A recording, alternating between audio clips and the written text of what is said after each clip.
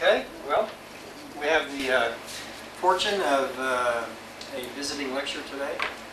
Last meeting we had, we talked about miscibility mechanisms, and during that lecture we discussed this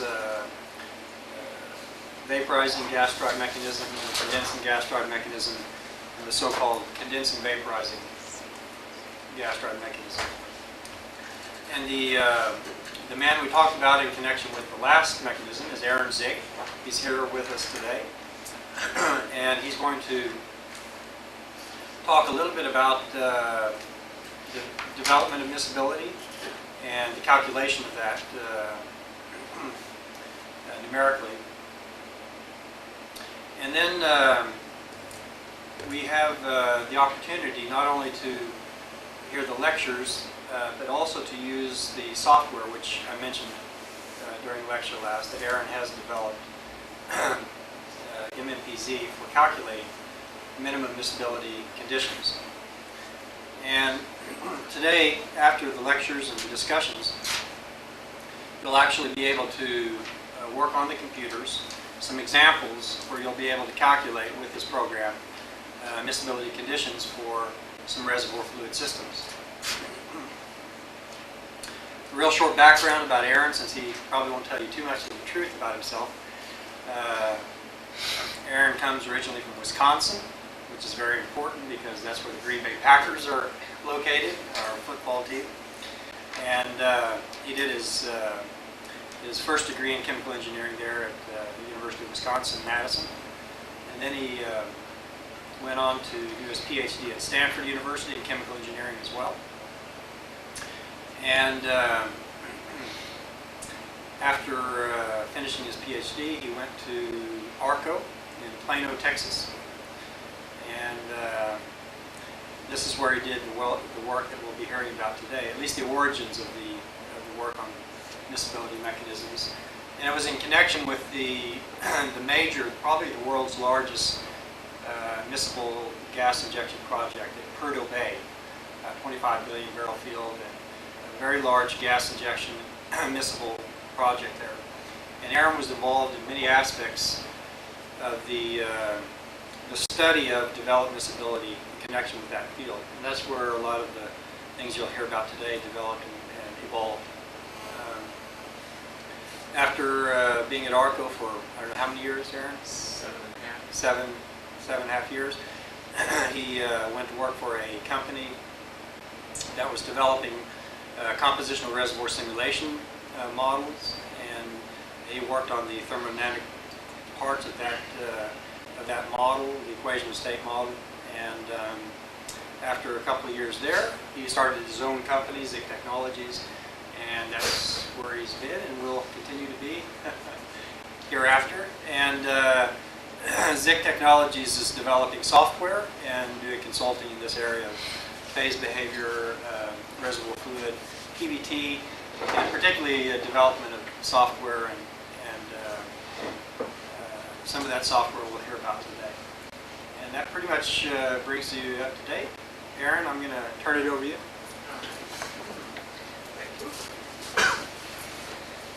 Well, if you add up all the years, I've been writing equation of state software and modeling phase behavior for 18 years now. And so I think I've kind of figured most of the things out, and I'm going to try to share some of that experience with you today. I'm going to eventually get around to talking about the minimum miscibility software that I've written in recent years. But to really understand what that software is trying to do, I'm going to first have to back up and talk a little bit about the mechanisms of developed miscibility. Now, Curtis has gone over some of that with you, but I'd like to go over it again, maybe in a slightly different way, so that you can see how the mechanisms will relate to what this software is trying to do eventually. So perhaps we can raise the screen here and turn off the projector for the time being so that I can draw some hopefully pretty pictures on the blackboard here.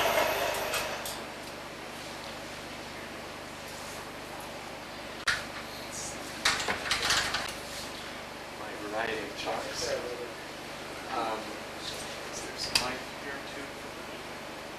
Alright, there. I'm just trying to, I'm using it.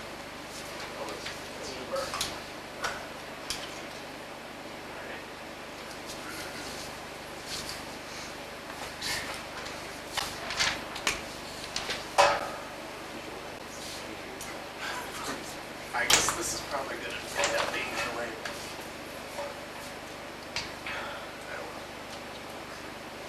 Well, I'll try to do more going over here anyway.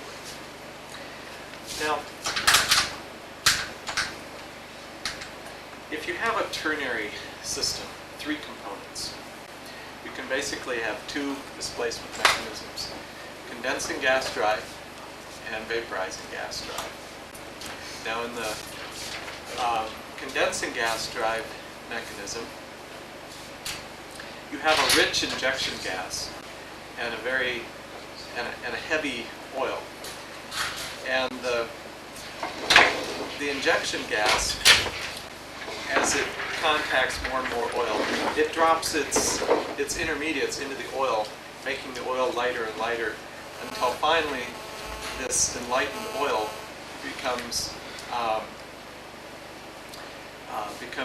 miscible with the original injection gas. In the vaporizing gas drive case, it's the other way around. The oil has plenty of intermediates. The gas is usually very light, and as the gas contacts more and more oil, it vaporizes more and more of these intermediates, making the gas richer and richer, until the enriched gas eventually becomes miscible with the original oil. Now, if we try to plot that up on a ternary diagram, let's take the case of the condensing gas drive first.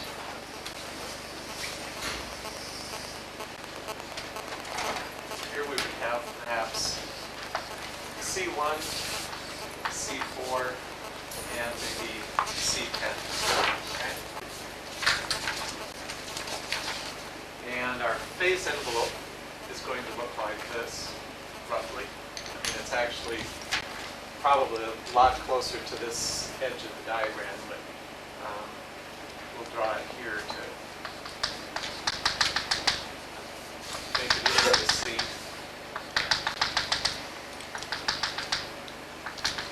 And you have your tie lines like so. Critical point here, and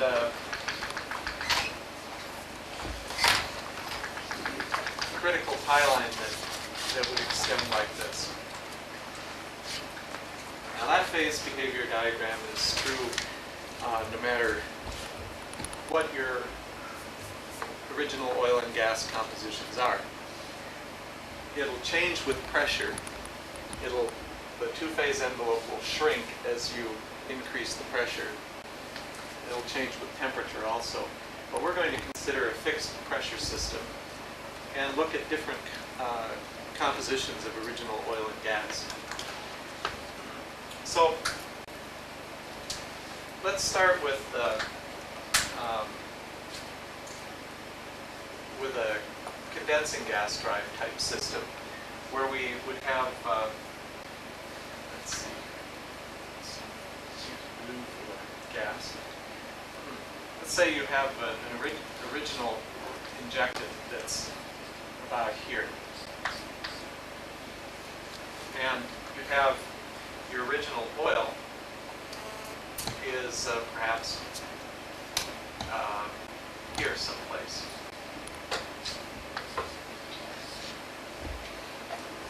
Now, you can sort of envision this process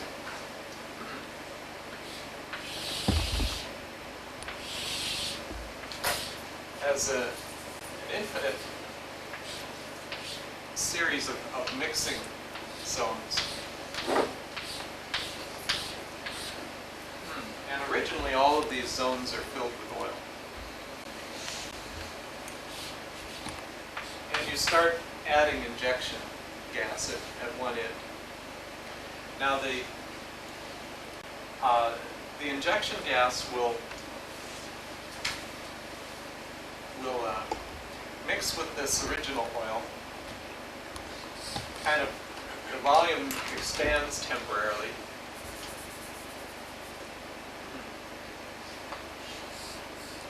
You get some equilibrium gas and equilibrium oil.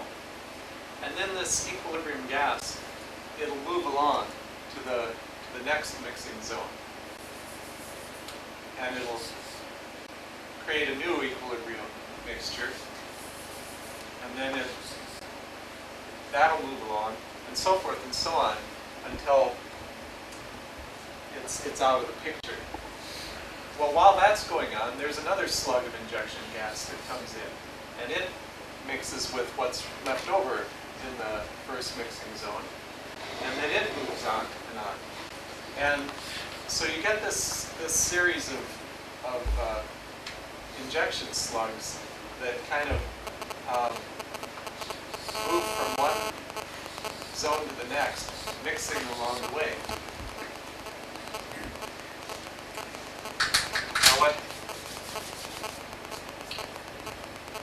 Now the amount of mixing, of course, is going to depend on the mobility ratios of the oil and the gas and so forth. But we're going to make a simplifying assumption that basically about that it's always going to be kind of an equal molar mixture when each slug of injection gas sees the next mixing zone of oil. And so on the first slug of injection gas into the oil, we'll get an equal molar mixture, which would be right about here. And so this is going to be in cell 1. Okay? Now that's going to make the equilibrium oil in mixing zone 1 here. And the new equilibrium gas is going to be up here. Now that equilibrium gas then contacts the oil in the next mixing zone, and it produces an equal molar mixture that's about here, which puts the equilibrium oil down here and the equilibrium gas up here. And then this happens again, and you get 3 is about here, here, and here. And you can see that 4, 5, 6, and so forth will basically be along the edge of the diagram. Okay? That's for the first slug of gas that comes through. Now the next slug of gas comes through, and instead of seeing the original oil, it sees what's in cell 1. And so what happens then is that the we have an eraser. Oh.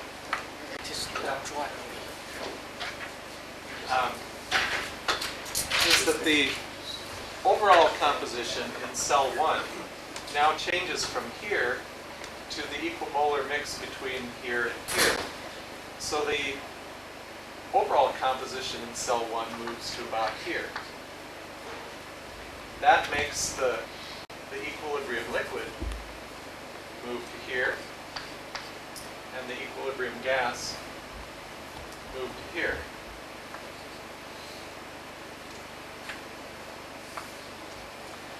Now this equilibrium gas, oops, this should be 1.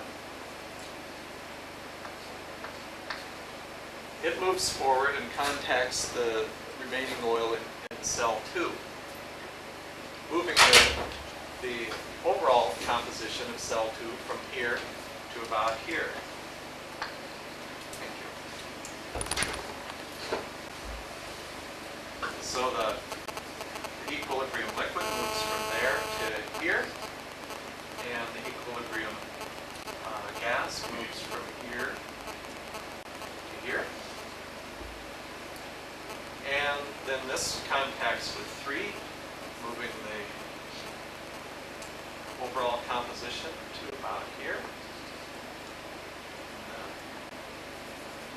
Liquid to here, and the gas to here. And then this contacts fresh oil eventually, or actually contacts whatever was in cell 5. Whatever was in cell 4, which would be somewhere near here, and it moves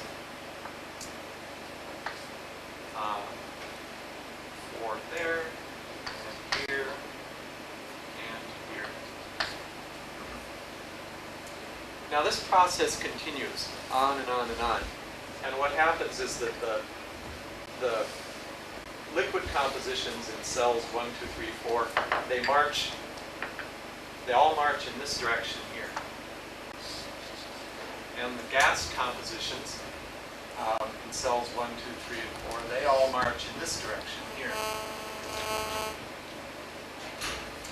And you can see that as you keep going, you'll keep introducing, at first, cells 5 through 1,000,000 are all bunched up right at this point. But as you go on, they'll peel off one by one. So cell 5 will come out, and cell 6, and cell 7. And if you continue that on forever, then what you'll eventually get to... Excuse me. This equilibrium 3 and 4, those are the points or area which injection gas hasn't reached yet? Or? No, those are in like the 3rd and 4th mixing zone. So those are the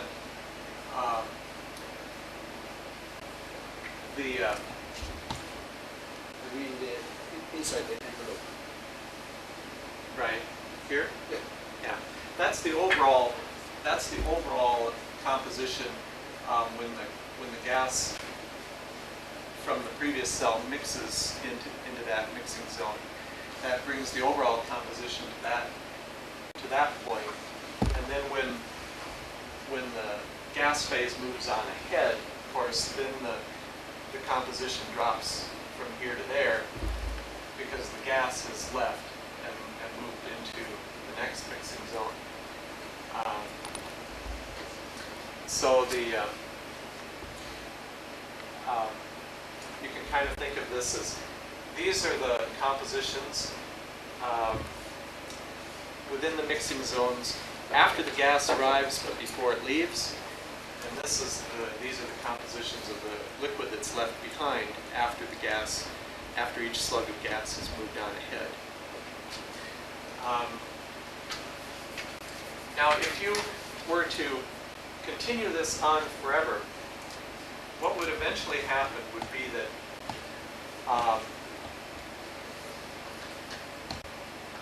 that 1, 2, 3, 4, all of these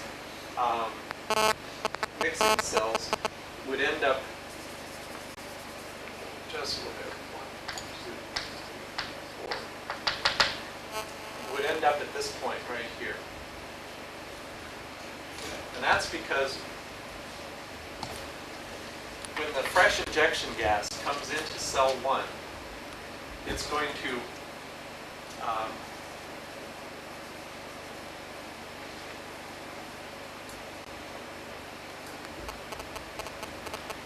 create an overall mixture that's right there, which splits into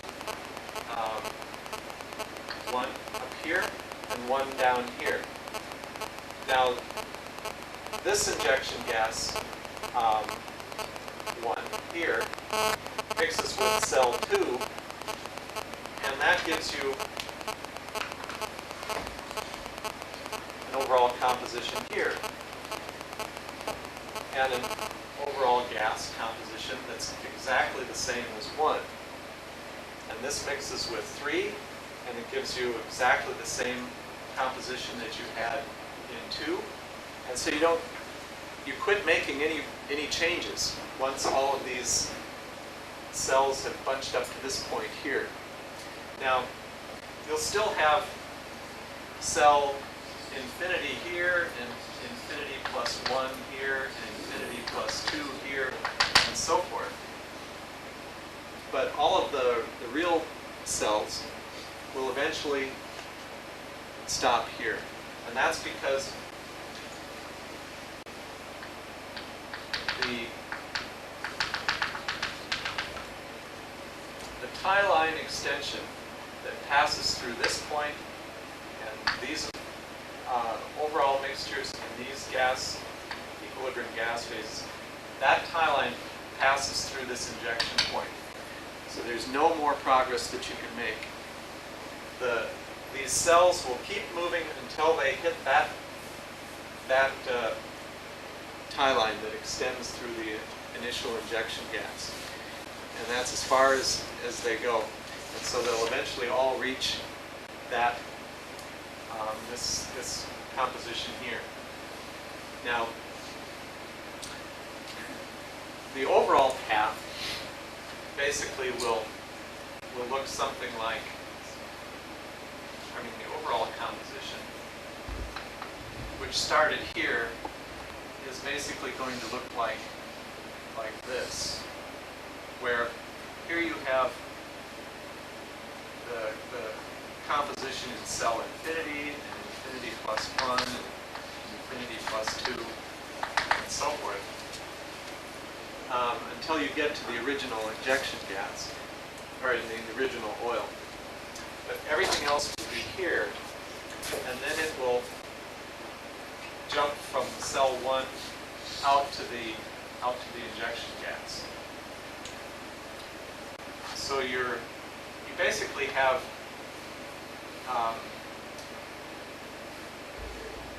jump conditions or shock conditions, where you go from the original oil up to this point here, where that locus of overall compositions had been, and then it jumps to here, and it stays here for a long time until it finally jumps to there.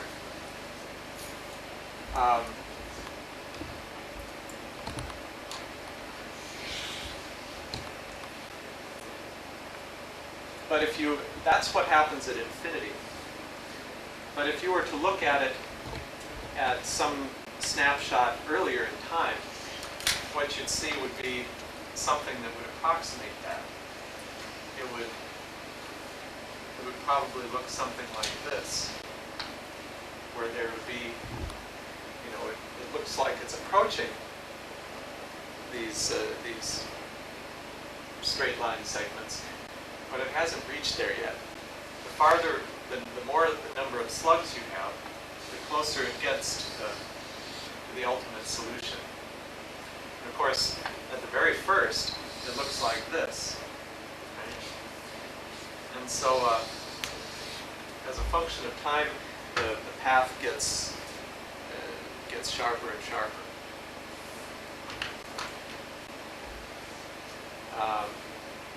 Now this is not particularly of major interest for a three-component system, because all you really need to know is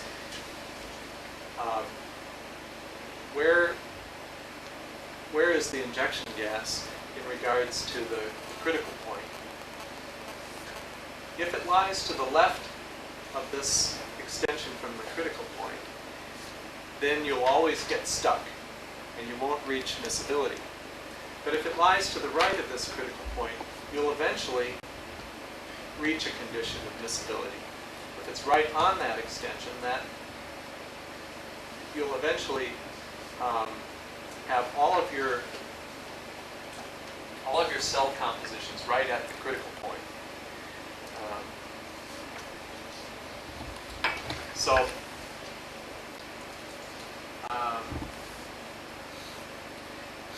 So that's kind of how the mechanism of condensing gas drive develops in a real type of displacement. It eventually goes to this limiting tie line, and that determines whether you or not you have miscibility. Now,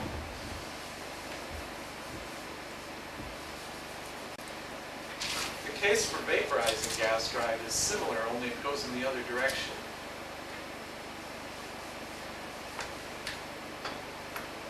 Excuse me. If it's to the left of the critical point, it gets stuck. What does that? What implication does that have on your miscibility conditions? Okay, that would mean that you haven't achieved miscibility conditions. Your pressure is too low, or your injection gas is not rich enough. If your injection gas is here on an extension of a tie line, you'll always end up with two-phase flow, and you won't get 100% recovery. Now you can change that in two ways. You can either add more C4 to your injection gas so that it's beyond the extension of all tie lines. Then you will reach this, what happens is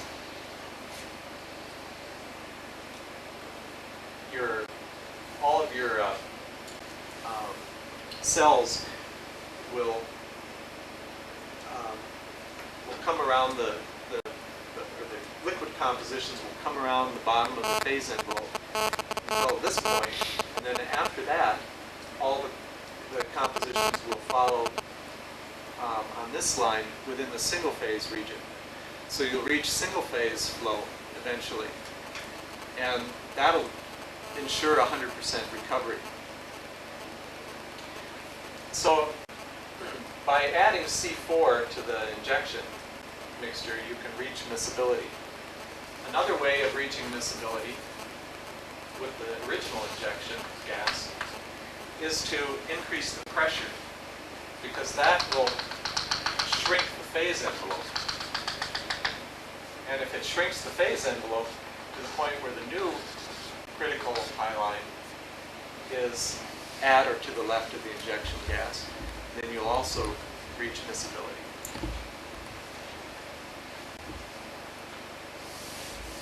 I'm just going to start over here.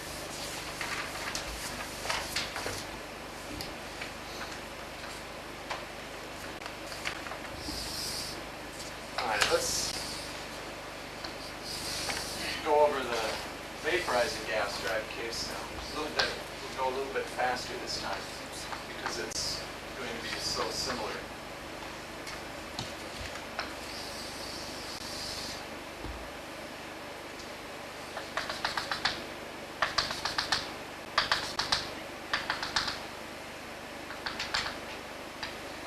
Okay.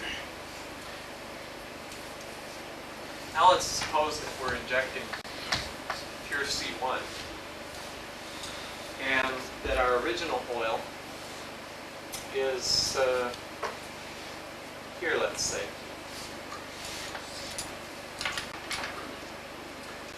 Now what happens is that the first mixture of injection gas and original oil is somewhere like here, which gives us equilibrium liquid here and an equilibrium gas here. Then this new gas moves ahead and contacts the oil.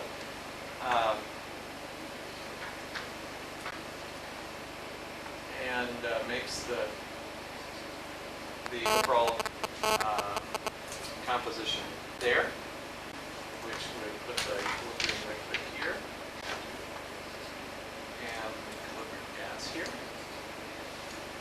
this gas contacts fresh oil and puts the equilibrium composition about here.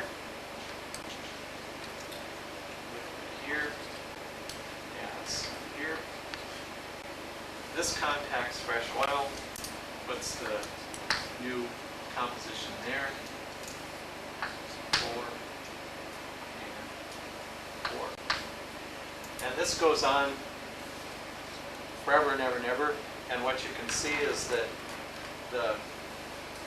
you get stuck on this tie line that passes through the original oil. You can never get past that point.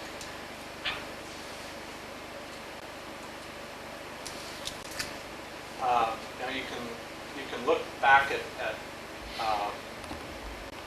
what happens to these compositions as well, if you like, because the next slug of injection gas, it's going to come through and see what's in cell 1 and change its overall composition here, and then cells 2, 3, and 4 will kind of follow suit.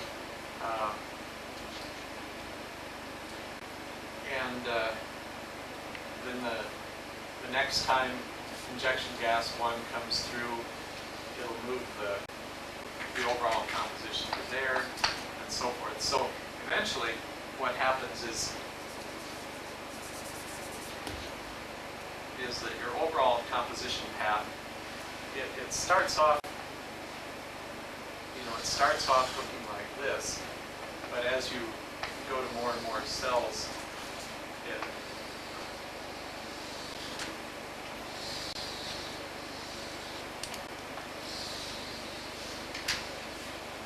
until finally, at an infinite number of contacts, it looks like that. Okay. Draw that in some other color. It's not rich, right?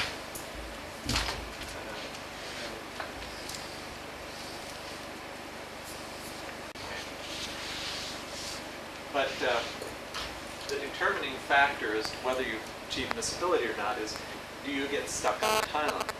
If there's a tie line that passes through the original oil, you'll get stuck on it, and you won't develop miscibility. If the oil happened to be a little bit richer out here someplace, then your overall composition path will eventually look like that, and it'll pass through. It'll move outside of the two-phase region, and you'll achieve miscibility. Now you can achieve that either by somehow getting more C4 in the oil, which you would never do, or by increasing the pressure, which would shrink the phase envelope. Okay, so do you think you have a picture of how the composition path generates itself in a ternary system for either the condensing or the vaporizing mechanism? Because the next step is a big step. It's to go to 4 components. And I want to make sure everybody has a clear idea of what happens in 3 first. Okay? All right. There are no questions. We'll try to Make that big before jump you leave forward. here, just figure, if I understand right, these curved lines, if you went into your simulator with 1,000 grid cells at any given time, you took the total composition out of each cell and plotted it on a ternary diagram, Yeah.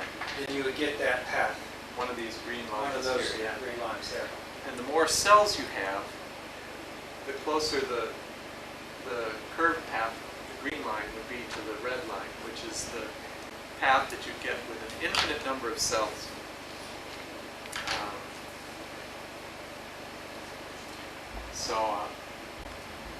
So yeah, you can, as it turns out, in a ternary system like this, you can get a pretty good approximation to the total composition path with about 100 cells.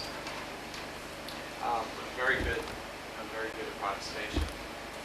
That's not the case when you go to 4 or more components, and you'll maybe get an idea of why in a little bit. But with 3, it doesn't take too much to converge to the infinite cell path. With infinite cells, basically what you're talking about is zero dispersion. No, the length of each mixing zone here is 0, basically, compared to the path to the length of your displacement. If my whole displacement is the length of this blackboard, then the only way I can get infinite number of cells is if each cell, each mixing zone is of 0 length. So that you have mixing on an infinitesimal scale to get this kind of path. If I have 1,000 cells, that's a finite number, then each cell would have a finite size, and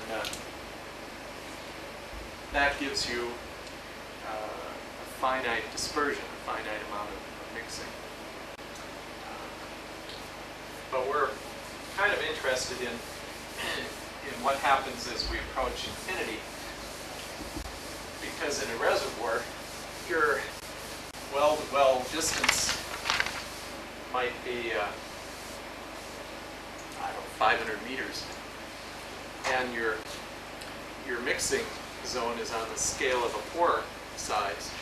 So there are basically an infinite number of pores almost from well to well.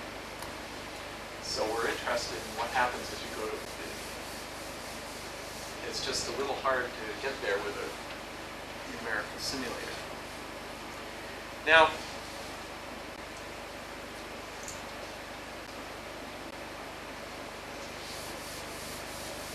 suppose we have 4 components.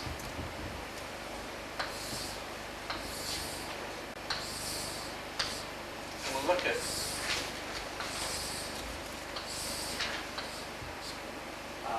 3 at a time of those 4. So here we have the system that I plotted earlier, C1, C4, C10. Looks something like this.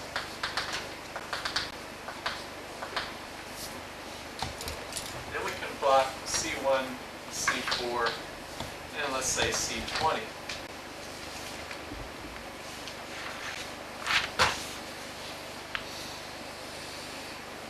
That's going to look something like this. Larger phase envelope, basically. All right. Now, if we keep those 2 in mind,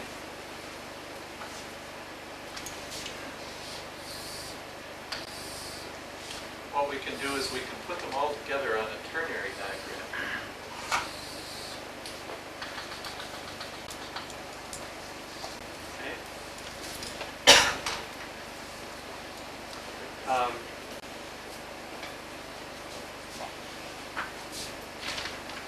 So we have let's put our C20 on this face.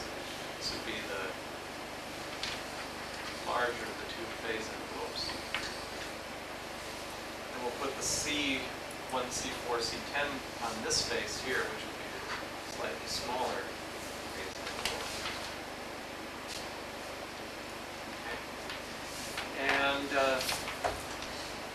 we need to know what happens on the back of the phase envelope. So we draw that face here. That would be C1, C10, C20. Okay. So C1 and C20 split here and here. C1 and C10 split about here and here. So our phase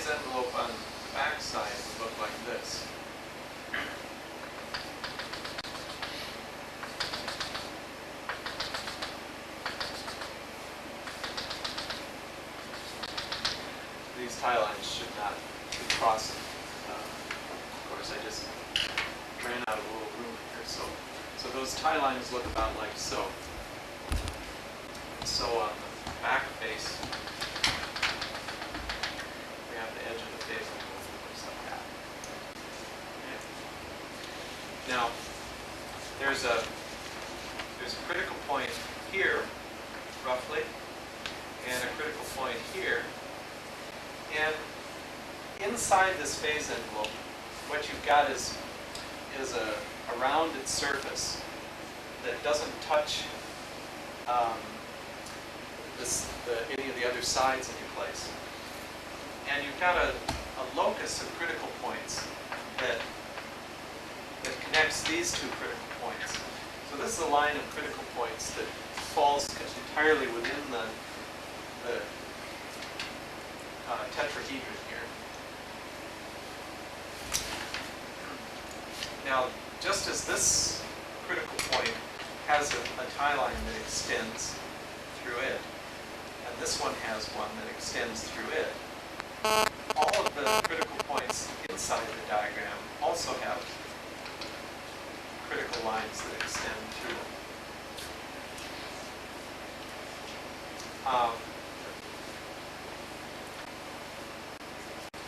Now, this critical tie line is entirely within the plane of the front face. This critical tie line is entirely in the plane of the back face. But these other critical tie lines, they don't fall on the plane of any face, although they do intersect with this face.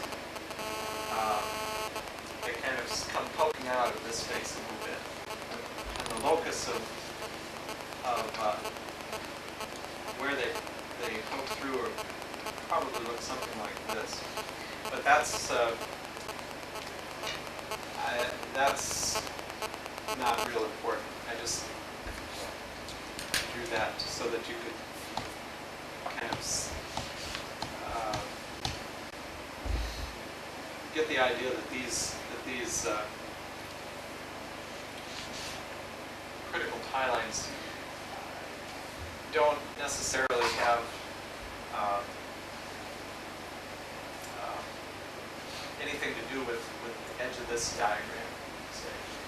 These two tie lines both intersect with the edge, but not necessarily these other critical tie lines.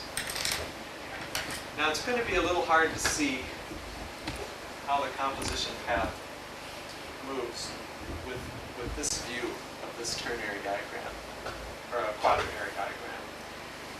So what I'm going to do is I'm going to redraw this looking straight down from the top.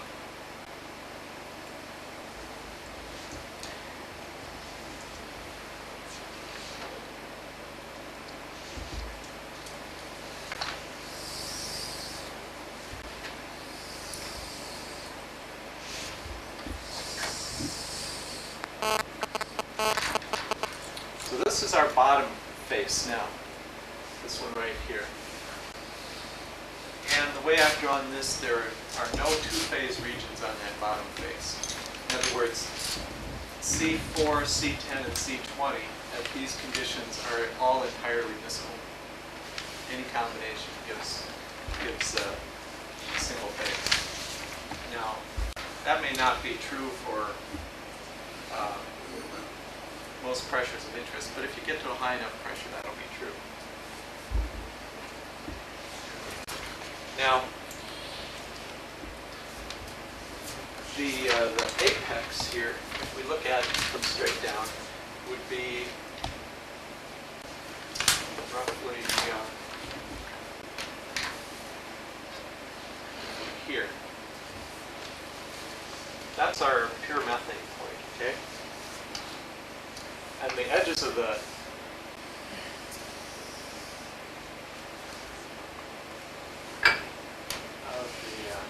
tetrahedron will be like this.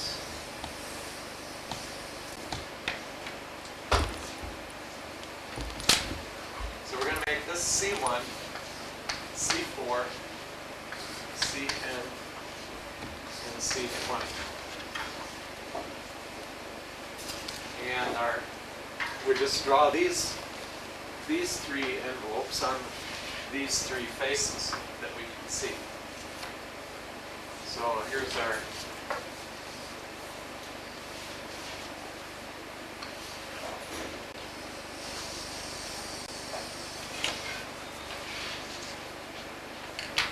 C1, C10, C20 face.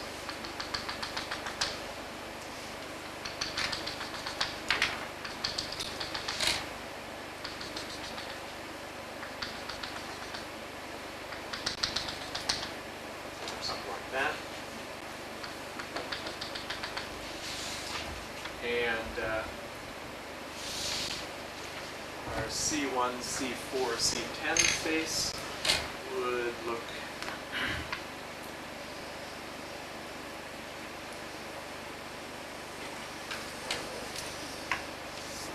like this.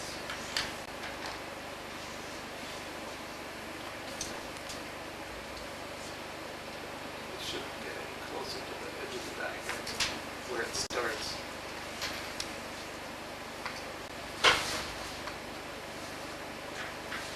Something like that.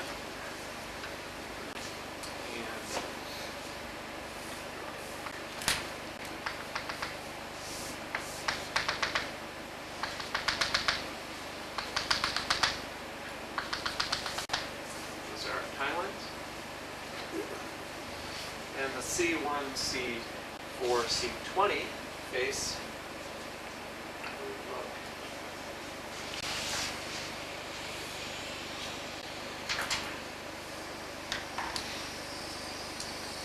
something like that.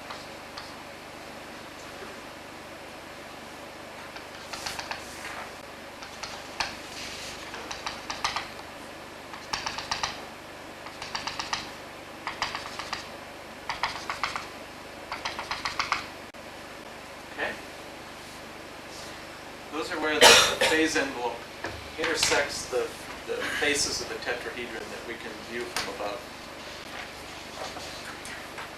Now, we've got a critical point here, and we've got a critical point here. And if you could view down, if the tetrahedron is transparent, you can view down into the interior, and you'd see a locus of critical points that would connect these two.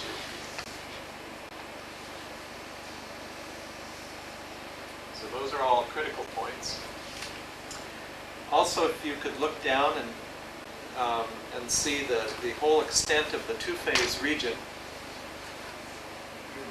you would see that the two-phase region would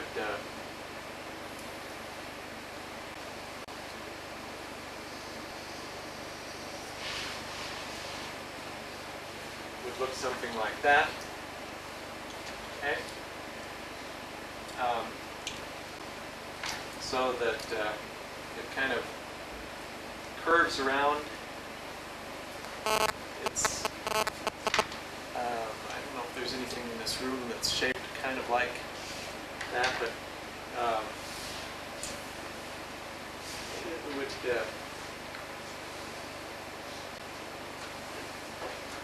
well, you'll just have to take my word for it. It's kind of this smooth surface, okay?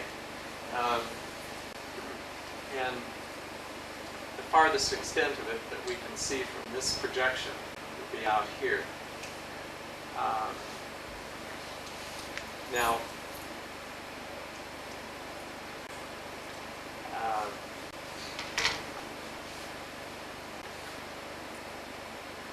and you take any point within that two-phase region, and you can draw a tie line through it, a unique tie line through it. And that tie line will have a certain projection to us. These tie lines are all on the face, but the ones on the interior will look like they're coming out of the board. Excuse me, can I ask you a question? This two-phase region is one volume, Right. one connected volume. Right. Right. it's a smooth convex volume. It looks like a paraboloid.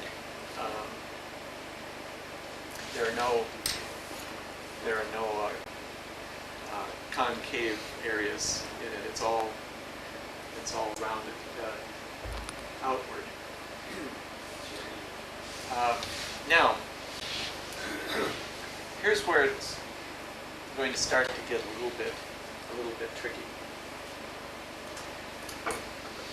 Suppose you have an injection gas that's a mixture of just C1 and C4. Okay? Let's put it.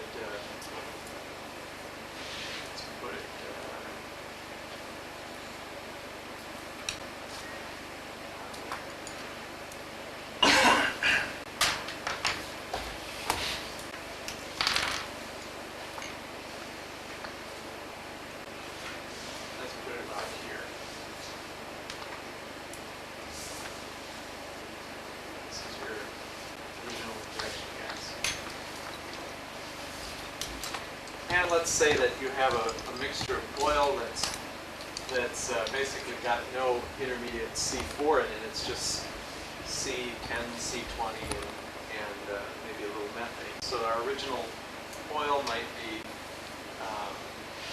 about here.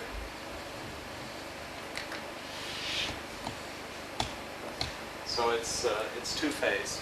Okay. Now the question is, what's the composition path between those two? Well, if we go through that whole procedure with the mixing zones again, we can see that the first overall composition is going to be just on a straight line between those two. So it'll be somewhere here in the middle. Now, it's going to get a little bit harder to see where that particular tie line extends, because we're now viewing in 3 dimensions instead of 2. But most of the tie lines will have a sort of a tendency to move towards this face here. They'll have more of a tendency to come out of that face. They won't. Only the ones that are close to this face will come out on this face. Most of the rest will have a tendency to come out of there.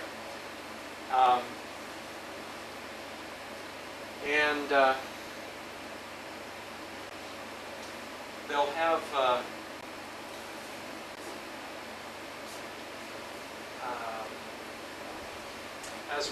as we move in this direction here, they'll have more of a tendency to go in that direction. So it's just kind of a guess as to where the first extension of this particular tie line is, since this is somewhere deep down the middle. But it's probably going to be oil that's somewhere like here.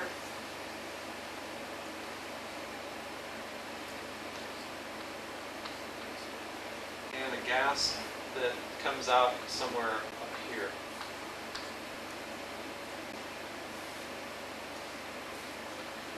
Now this gas will go on ahead, contact more of this oil, and what you'll find is that equilibrium gas 2 will move there, and 3 will move there, and 4 will move here, and they'll eventually converge at this point here, which is on the tie line with the oil.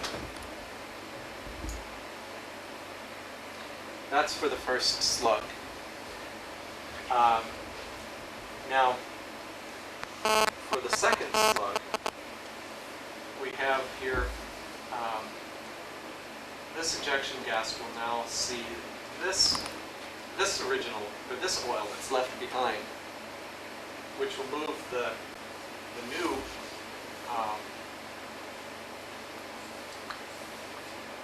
first cell composition to about there. It's not on the edge of that of this surface here. It's deep within the ternary or the quaternary diagram, and that tie line would probably intersect the bottom of the phase envelope around here, and the top somewhere like this. Then the next slug of injection gas that comes in would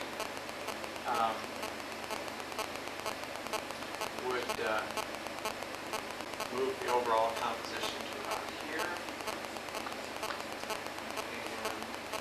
and equilibrium might go to about here, and this would move to about here. And so you can see that actually it should go a little bit farther out this way. You can see that the original, or the oil in the first cell, is moving in this direction here. And eventually, it's going to reach this point right here. And that's on the tie line that extends through that point. After it reaches here, every other first cell will remain there. Okay.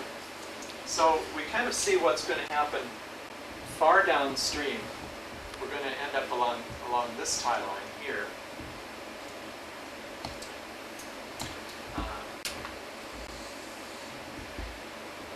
Far downstream.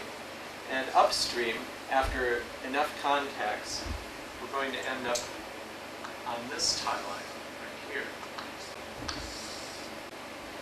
Now the question is, what happens in between? Well, if we go back to how things are kind of developing here, we have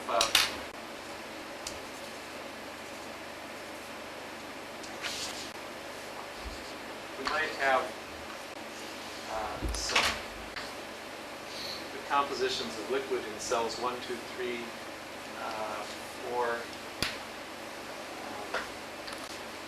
5, kind of looking like that. And we might have the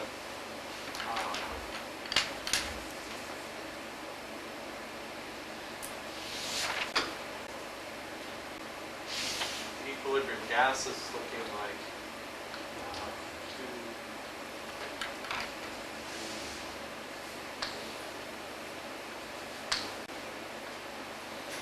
6, and so forth like that.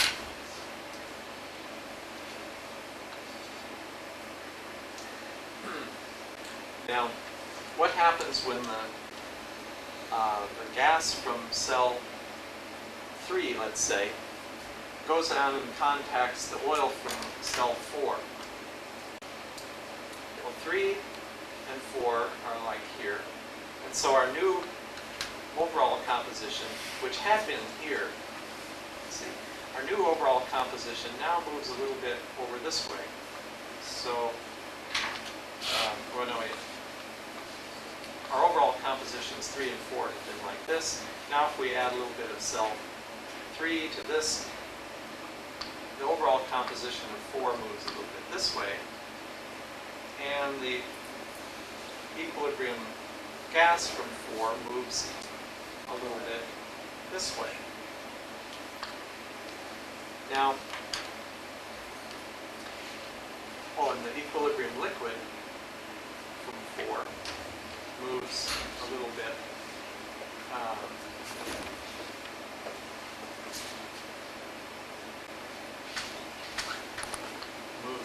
like so. Actually, I've drawn this curvature a little bit wrong. The way these tie lines are kind of go through the diagram, it looks more like this. Okay, there's a little bit of curvature like that. And so 4 now moves from there to about here. Now as this continues happening, and these numbers get higher and higher, you have a gas path that ends up moving out like this as a function of time.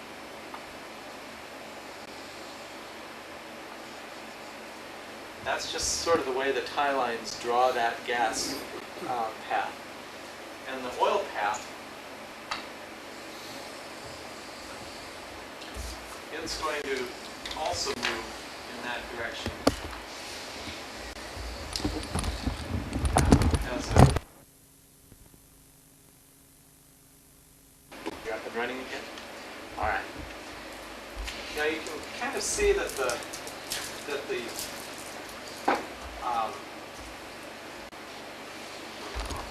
compositions are both moving in that direction.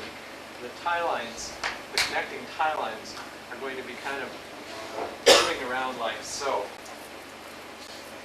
And so the oil actually ends up moving, the equilibrium liquid composition ends up moving a little bit faster than the gas.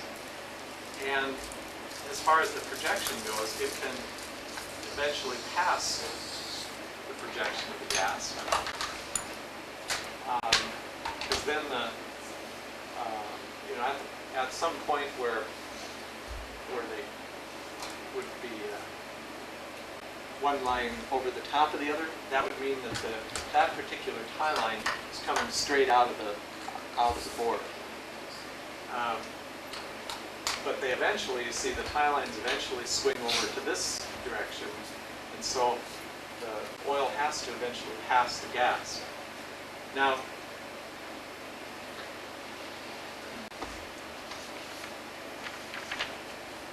eventually, what happens is more or less the following.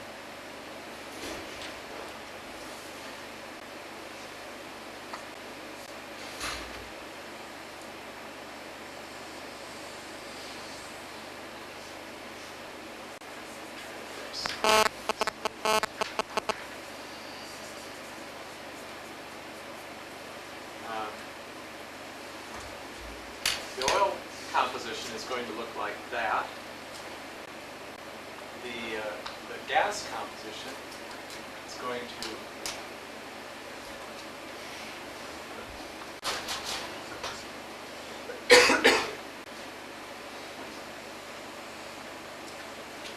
like that.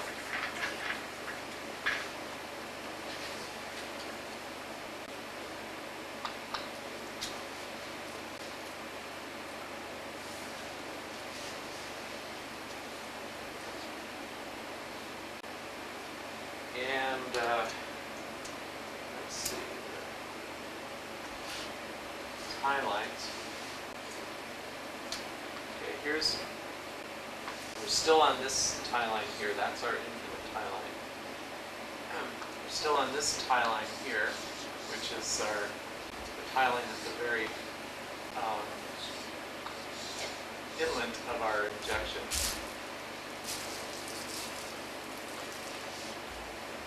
And there's going to be a tie line here between this kind of crossover point.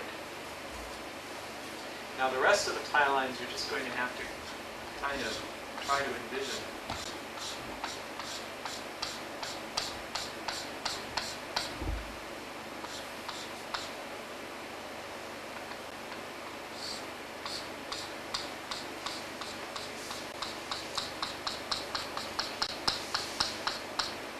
Like that.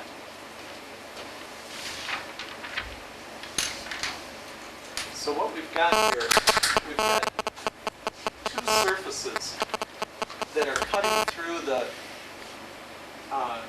the two-phase envelope.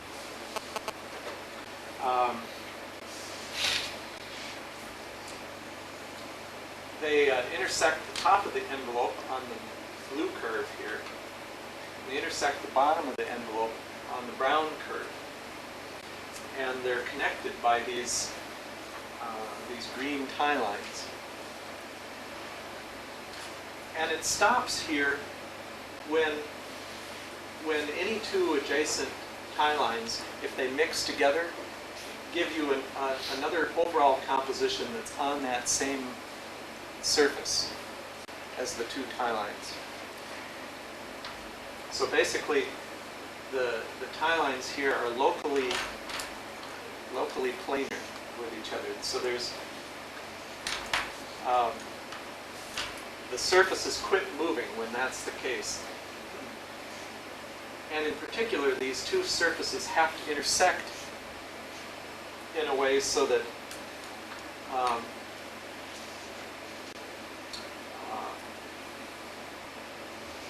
well,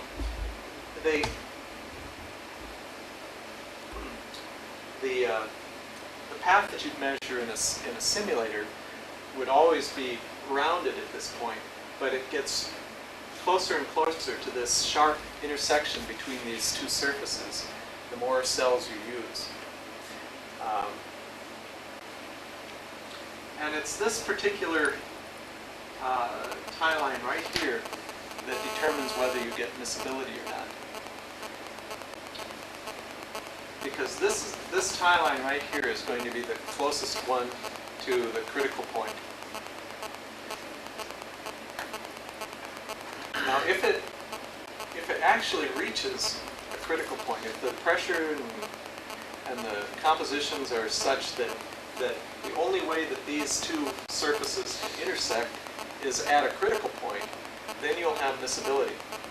But if they can intersect somewhere within the two-phase envelope, you'll get a tie line of finite length, and you'll always stay two-phase from one end of the displacement to the other, and you'll have an immiscible displacement.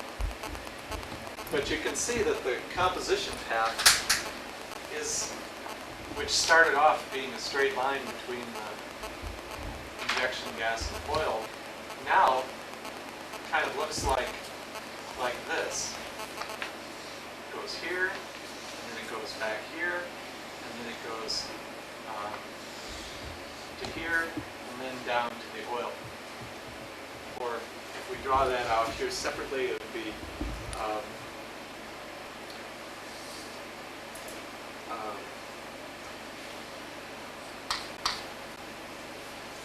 to a point here, then to a point here, and then to a point here, and then to the oil.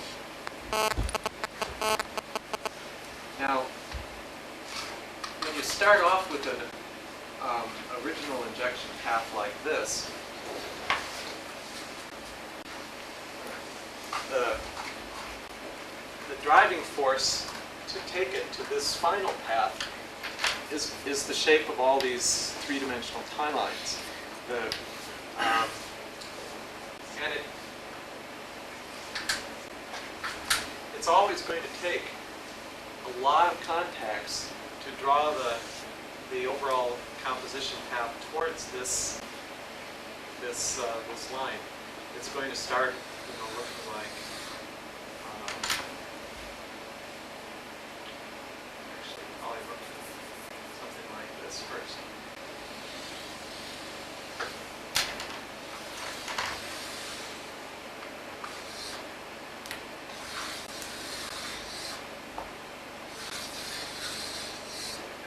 So it's, I don't know, I can't quite picture it myself, how it gets there. But it takes more and more contacts, an infinite number actually, to finally reach this final composition path.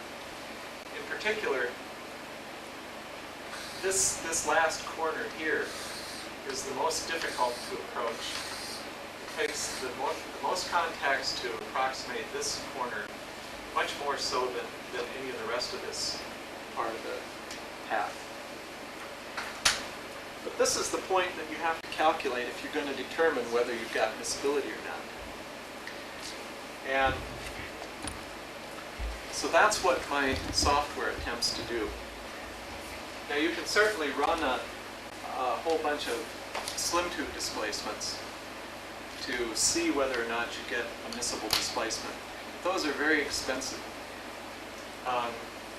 It's much more efficient to try to figure out the path through this phase envelope without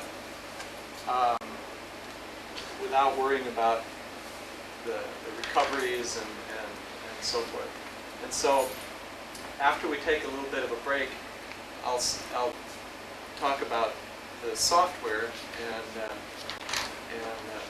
how it compares with other ways of determining miscibility, and then the actual some of the details of the algorithm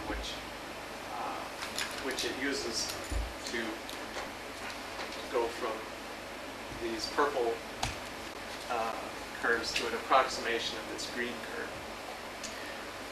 But maybe before we break, if there probably have a whole bunch of questions, but if you can formulate the questions, I'd be glad to try to answer them.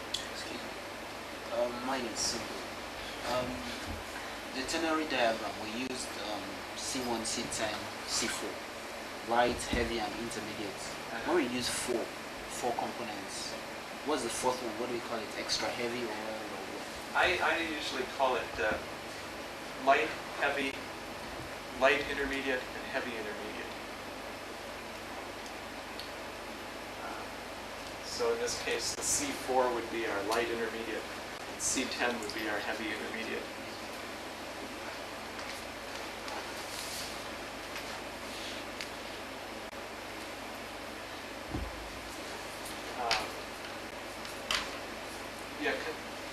Also, conceptually, what Curtis probably talked about this a little bit, as these mixings go on from one cell to the next, what happens is that the light intermediate tends to condense from the gas, which is rich in light intermediate, into the oil, and the heavy intermediate, which is absent usually in the gas, is vaporized from the oil into the gas. So the light intermediate makes the oil lighter, and the heavy intermediate makes the gas heavier. And it can actually be this sort of a snowball effect where the intermediates that make the gas lighter also make it possible for the gas to vaporize more of the intermediates. So as you go along, you get the intermediates kind of build up in the displacement front.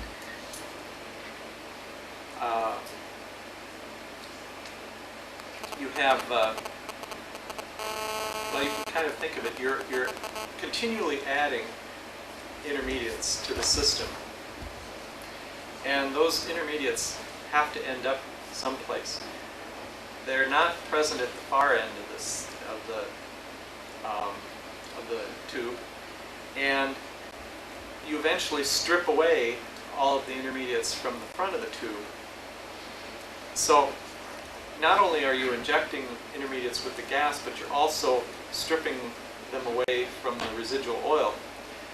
And so as you go farther and farther downstream, that concentration of total intermediates builds up to a higher and higher level until it reaches a maximum someplace in the middle, because we know that farther downstream we have very few intermediates again. The gas that hasn't reached there, if the gas hasn't reached the downstream end, there are no intermediates. So we've got a low level of intermediates upstream where the oil has been stripped, a low level downstream where it hasn't been reached. And in the middle, we have to reach a maximum amount of intermediates. And that would be at this point right here, where you can see your intermediates are these two. So the farthest you can get towards that edge of the diagram, the more intermediates you'll have. And that's the point, if you're going to reach miscibility, it's going to be at that point where you have the maximum amount of intermediates. And so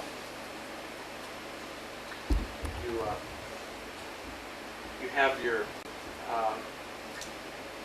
this is your,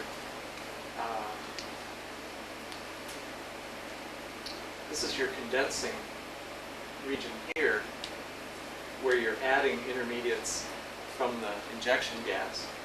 And this is your vaporizing region here, where you're stripping intermediates out of the oil into the gas. And in between is your near miscible or miscible front, where you've got the maximum concentration of intermediates. And so the question is this maximum enough for miscibility? Does it reach a critical point? And that's what the software I'm going to describe after the break tries to figure out. Yeah? The C4 and the C10 intermediates, I wonder the rate of stripping. It looks like the C4 may get stripped off fast before we reach the C10. Because the C4 would be stripped off first if we had no C4 in the injection gas. But because we've got an abundance of C4 in the injection gas, there's a net condensation of C4. The oil needs C4 as well. And there's an excess of C4 in the gas compared with what the oil can absorb. So the C4 actually has a net condensing effect. If there were no C4 in the injection gas, then any C4 that was in the oil would be stripped. And it would be stripped before the C10. But because you have an excess in the gas, the net mass transfer direction is from the gas into the oil. C4.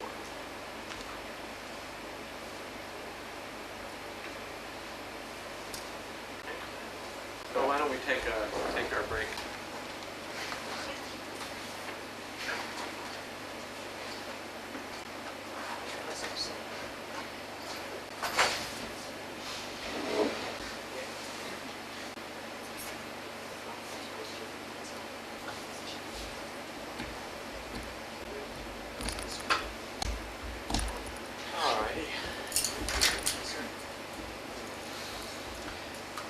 Well, I'm going to now talk about some software that can figure out for these these complicated multi-component systems, whether or not you can achieve miscibility and under what conditions you can. And I call this software MMPZ, for minimum miscibility pressures and compositions. Could you advance my... All right. Now there are several ways that you can predict what the minimum miscibility pressure or minimum miscibility enrichment of your fluid system might be. One way is to conduct slim tube experiments. And if you do that right, that's a surefire way. But it's expensive and time-consuming. Second way is with rising bubble experiments. And I don't know if any of you have not heard of rising bubble experiments. Everybody's heard of rising bubble experiments? Good. Okay, well, basically they inject small bubbles of injection gas into the bottom of a column of oil, a tube filled with oil. And the bubble rises to the top, and they watch the bubble to see whether it stays as a bubble or whether it dissolves into the oil eventually. If it dissolves into the oil, they say it's miscible, and if it doesn't, it's immiscible. That sometimes works, but most of the time it probably doesn't. Now you could replace the slim tube experiments with slim tube simulations. That's certainly cheaper than running the experiments themselves. But it's also very time consuming and it's subject to some uncertainties. Some people have software that allow you to do single cell multi-contact calculations. You have one cell and you inject a slug of gas over and over and over into it and see what happens, or else you have the one cell and you inject slug after slug of oil into it and see what happens. That sometimes works, but most of the time it is probably going to give you the wrong answer. Recent innovation coming out of Stanford and kind of spreading to some other research locations is the method of characteristics. That attempts to solve directly for this composition, this final composition path. And sometimes that works and sometimes it doesn't. And then you can finally do multi-cell, multi-contact calculations, like I diagrammed for you with these mixing cells, where you inject slug after slug into many, many, many cells. And that's what MMPZ does. So I'll describe each of these in a little bit more detail. Now, slim tube experiments, the advantage to them is that there is no modeling uncertainty. You get the physical answer without any modeling. But it has several disadvantages. First of all, it's limited by the available fluids and equipment that you have. If you don't have samples of every oil that you're interested in, or it would be too expensive for you to mix up every possible injection gas that you're interested in, or if you have to wait in line to use the experiments, you may not be able to run as many slim tube experiments as you would like. The experiments are subject to experimental error. All kinds of things can go wrong to make the results difficult or impossible to interpret. And hence we end up with a lot of interpretation uncertainties. What you always see out of a set of slim tube experiments is recovery versus pressure, say, and you get some points like that, and you're supposed to tell where does that recovery curve break over. Well, some people might interpret it like that. Other people might interpret it like this.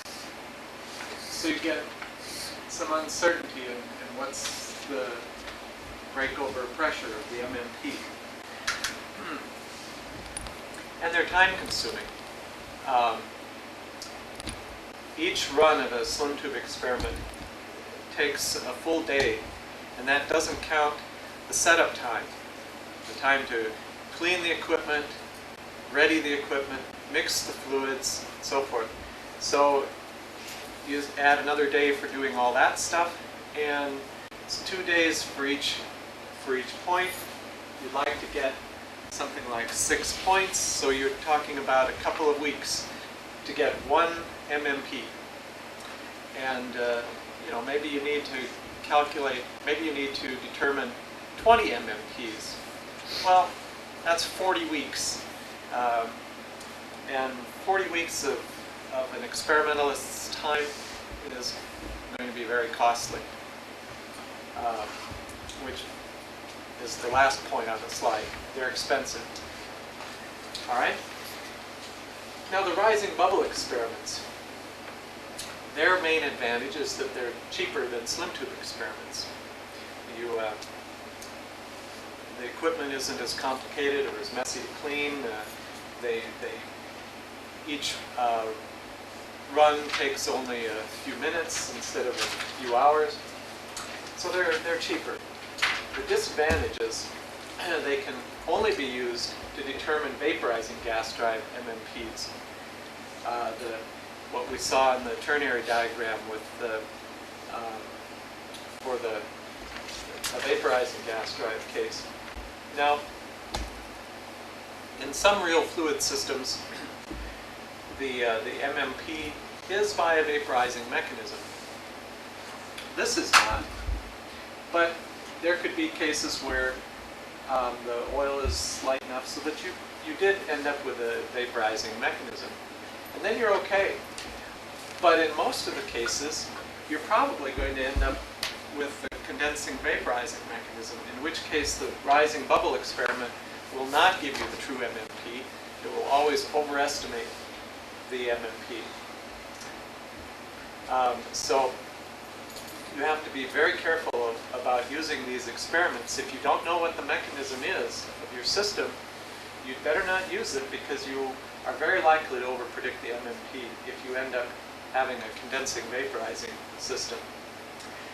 And these experiments are also subject to interpretation uncertainties. They depend on you judging whether this bubble becomes miscible with the gas, with the oil or not.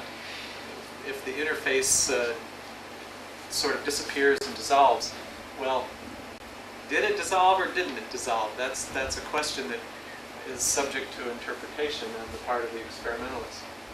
So there are a lot of disadvantages to this. Previous slide. Does that mean that the second disadvantage to predict the MMP? Does that mean that you have to know the answer before you start experimenting? Sort of. Yeah.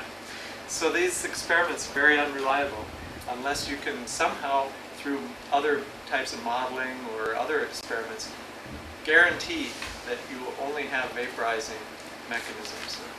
If you can't guarantee that, you shouldn't be using these rising bubble experiments. Okay?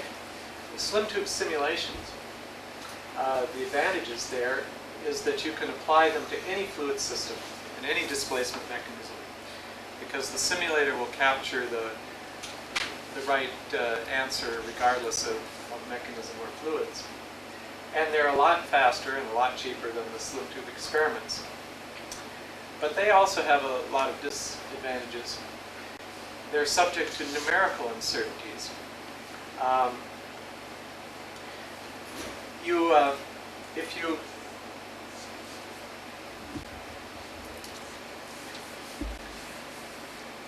If you were to simulate an infinite number of cells, you would